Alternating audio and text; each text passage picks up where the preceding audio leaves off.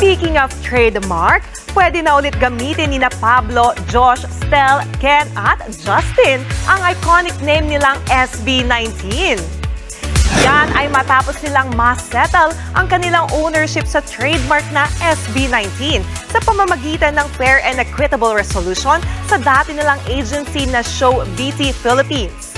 Kaya sa pahayag ng bago nilang label na 1Z Entertainment, nagpasalamat ang SB19 members sa suporta na natatanggap nila mula sa mga 18.